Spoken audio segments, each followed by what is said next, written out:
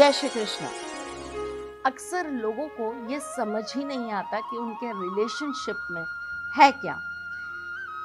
आप किसी से अट्रैक्ट हैं, आप किसी से अफेक्शनेट हैं, या आप किसी से बहुत ज़्यादा अटैच्ड हैं। तीनों चीज़ों में बहुत अंतर है। अट्रैक्शन, अफेक्शन और अटैचमेंट, ये तीनों चीज़ें अपने आप में बहुत सिमिलर हैं, सुनने में एक जैसी लगती हैं, लेकिन ये आपके रिलेशनशिप में बहुत बड़ा एक क्वेश्चन मार्क है। अगर आपको नहीं पता कि आपका रिलेशनशिप कौन सी स्टेज पर है, तो आप हमेशा अपने रिश्ते में दुखी, परेशान और बहुत ज़्यादा दिक्कत में रहेंगे। अगर आपको नहीं पता कि आपका रिलेशनशिप कौन सी स्टेज क्लियर कर चुका, तो भी आपको हमेशा पीड़ाओं का सामना करना पड़ेगा। चलिए जी, आज इस बारे में मैं आपको कुछ इम्पॉर्टेंट इन्फॉर्मेशंस दे देती हूँ, लेकिन उससे पहले ये तो जान लीजिए कि मैं कौन हूँ। मैं आपके एस्ट्रोलॉजर हूँ, वास्तुशास्त्री हूँ, चेहरा भी पढ़ती हूँ, आवाज़ भी पढ़ती हूँ और हाथों की लकीरें भी पढ़ लेती हूँ। ऐसा कहते हैं और ऐसा होता है, कहते नहीं है, होता ही है। जब भी हम किसी को पहली नज़र में देखते हैं ना, हमें वो देखकर बहुत इम्प्रेसिव लगता है और हम उसी एक नज़र में अपना दिल सामने वाले को दे बैठते हैं। इसे कहते हैं मेरी जान अट्रैक्शन। आपको किसी को देखकर अट्रैक्शन हुआ, आपने उसे पसंद किया, आपके दिल ने कहा कि आप उस व्यक्ति के साथ समय स्पेंड करना चाहते हैं, आपको उसके साथ समय बिताना है। इसके लिए आपके मन में एक लालसा जागी, एक आपके अंदर उस व्यक्ति के साथ रहने की, उसे जानने की, उसके साथ समय बिताने की एक उत्सुकता आई और इस उत्सुकता को आपने नाम दे दिया प्यार। नहीं, ये प्यार नहीं। क्या यही प्यार है? नहीं नहीं नहीं नहीं, ये प्यार नहीं है। ये सिर्फ अट्रैक्शन है। वो अट्रैक्शन जो आपके अंदर शुक्र के साथ साथ राहु को भी एक्टिवेट कर देता है। और ये अट्रैक्शन जब आपको होता है ना, सब कुछ बहुत अच्छा अच्छा लगने लगता है। किसी चीज़ के अंदर कोई खराबी नज़र नहीं आती। आपको हर बात में बहुत सुखद अनुभव होने लगता है। आप बेवजह मुस्कुराने लगते हैं, बेवजह आपको किसी भी बात पर हंसी आ जाती है। आपको अगर कोई कुछ बुरा भी बोल जाए ना, तो आप कहते अच्छा ठीक है कोई बात नहीं, बाद में देखेंगे।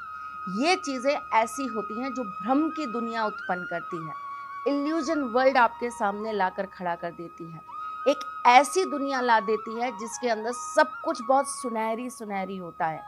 सिर्फ हर जगह गुलाब के फूल खिले होते हैं और हर तरफ से खुशबू आ रही होती है।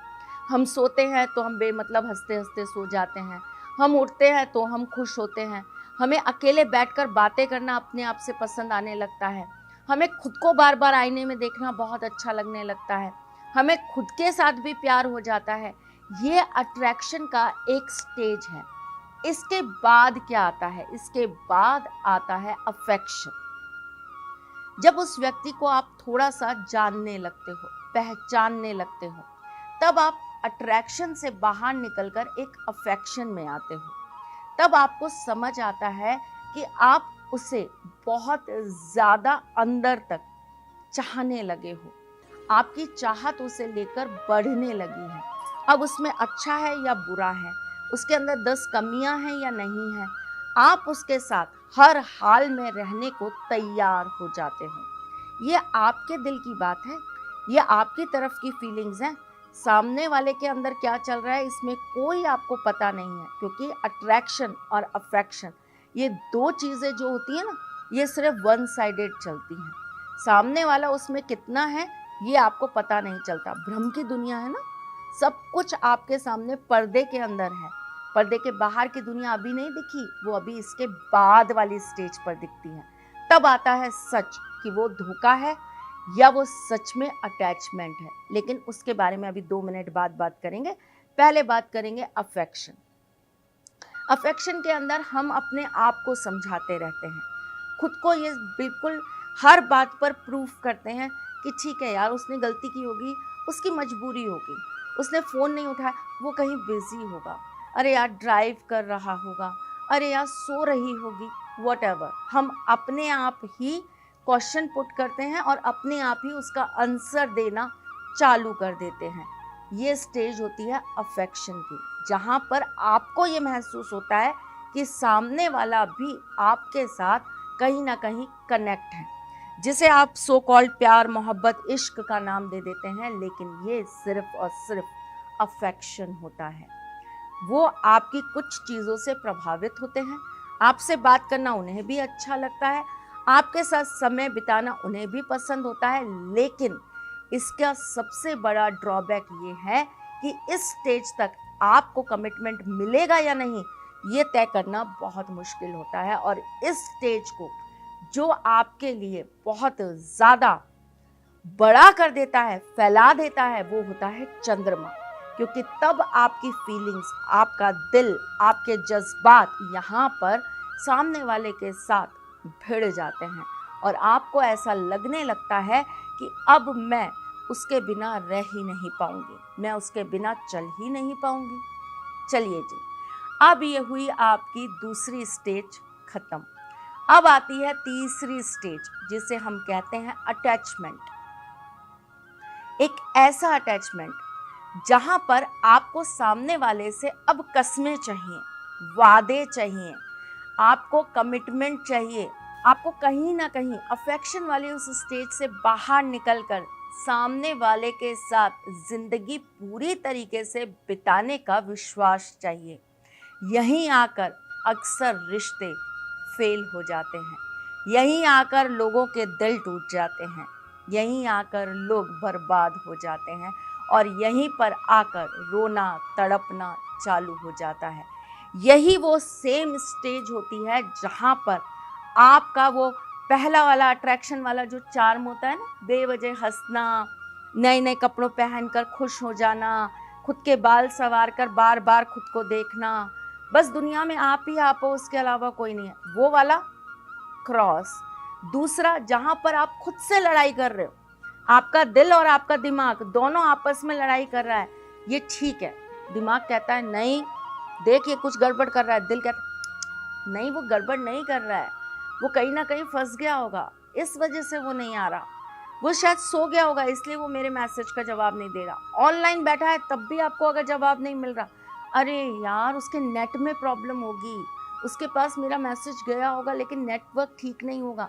ये जो जद्दोजहद होती है ना, खुद ही को मनाना, खुद ही से सवाल कर लेना, खुद ही को अपने रिलेशनशिप की कसौटियों पर खड़ा करके बार बार बार बार सही प्रूफ कर देना, ये वाली स्टेज खत्म हो चुकी मेरी जान।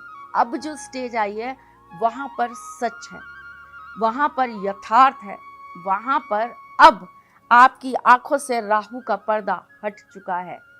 अब ना आपका चंद्रमा काम करेगा, ना राहु काम करेगा और ना शुक्र काम करेगा। यहाँ क्या काम करेगा? यहाँ काम करेगा आपका गुरु और सूर्य। और यहाँ आपको पता चलेगा सच। अगर इस स्टेज पर आकर आपको सामने वाले से मिल जाता है कमिटमेंट, सामने वाला आपका हो जाता है, सामने वाले का आपके साथ रिलेशनशिप बहुत स्ट्रांग हो जाता है, तो मान लीजिए आपकी वो दो स्टेज जो थी वो गलत नहीं थी, वो आपकी लाइफ के लिए एक बहुत बड़ा मोड़ थी। लेकिन यहाँ पर आकर अगर आपको ये समझ आता है कि वो आपको लेकर बदल रहा है, वो अपनी फैमिली को बीच में ला रहा है, वो बार बार आपको ऐसा बोल रहा है कि मैं अपनी फैमिली के अलावा किसी और की नहीं सुन सकता, मेरे घर में सब दुखी हो जाएंगे, आपके साथ छल हुआ, आपके साथ राहु एक्टिव हुआ, आपके साथ बहुत बड़ा धोखा हुआ। अब थोड़ा सा लंबा है आज का एपिसोड, लेकिन ज़िंदगी का सवाल है तो बोलना बहुत ज़रूरी है। फर्स्ट स्टेज, जब आपको अट्रैक्शन हुआ, कुछ चीज़ों को ध्यान रखना चाहिए। क्या उस वक्त आपकी बॉडी का कलर चेंज हो रहा है? क्या उस वक्त आपके साथ चीज़ें कुछ अनहोनी करके जा रही हैं जिसे आप इग्नोर कर रहे हो?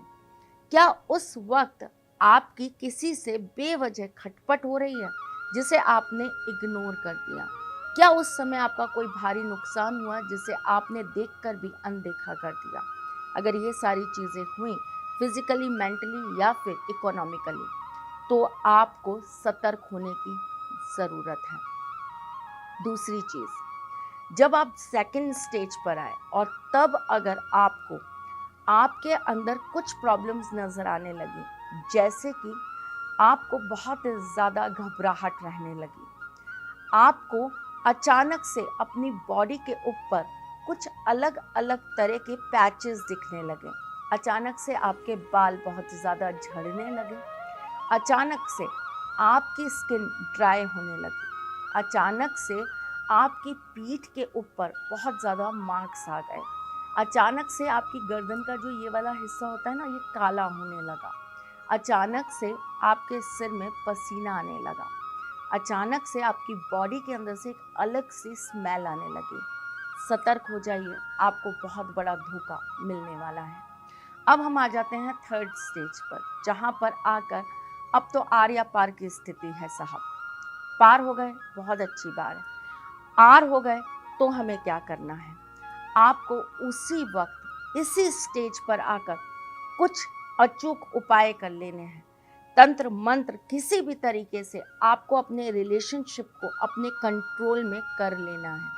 बहुत सारे तरीके, बहुत सारे टोटके मैं आपके साथ शेयर कर चुकी हूँ और आप उनमें से कुछ भी करने के लिए तैयार रहिए, क्योंकि अगर इस स्टेज को आपने 3 महीने या 6 महीने का गैप दे दिया, इसी तरीके से आप चलाते रहे, दिक्कतें बढ़ जाएंगी और ये चीज़ कभी भी आपकी ख़त्म नहीं हो पाएगी। चलिए जी, आज मैं आपको बस यही बताने आई थी। अगर आपको किसी भी तरह की कोई भी मदद मुझसे चाहिए तो दिए गए नंबर्स पे कॉल करिए, व्हाट्सएप करिए या मैसेज करिए, अपॉइंटमेंट लीजिए। अपनी ज़िंदगी के बारे में आपको जो भी डिसीज़न लेना है, एक बार बात ज़रूर करिए। चलिए जी, हम फिर मिलेंगे, तब तक के लिए मुस्कुराते रहिएगा, रिश्तों में मजबूती बना के रखिएगा, अपने साथी के साथ यूँ जुड़े रहिएगा, प्यार देते रहिएगा, प्यार लेते रहिएगा, ख्याल रखिएगा अपना और उनका जिनसे आप प्यार करते हैं। मैं जल्द आपसे मिलने आऊंगी, तब तक के लिए जय श्री कृष्ण। सारथी मां त्रिशला ज्योतिष के क्षेत्र में विश्व विख्यात नाम है। ज्योतिष शास्त्र में पीएचडी मां त्रिशला पिछले 22 वर्षों से ज्योतिष की सभी परंपरागत विधाओं के साथ साथ अनेक दुर्लभ गुण विधाओं जैसे परछाई एवं नव्स के अध्ययन से अपनी सटीक भविष्यवाणी और पूर्वानुमान के लिए विख्यात हैं। अपने उपायों द्वारा लाखों लोगों का जीवन संवार चुकी मां त्रिशला लगातार 2016 से ज्योतिष विभूषण अवार्ड प्राप्त कर रही हैं। साल 2018 में उन्हें उत्तराखंड के मुख्यमंत्री त्रिवेंद्र सिंह रावत ने ज्योतिष विभूषण अवार्ड से सम्मानित किया था और साल 2016 में उन्हें राजस्थान में बेस्ट एस्ट्रोलॉजर के अवार्ड से नवाजा जा चुका है।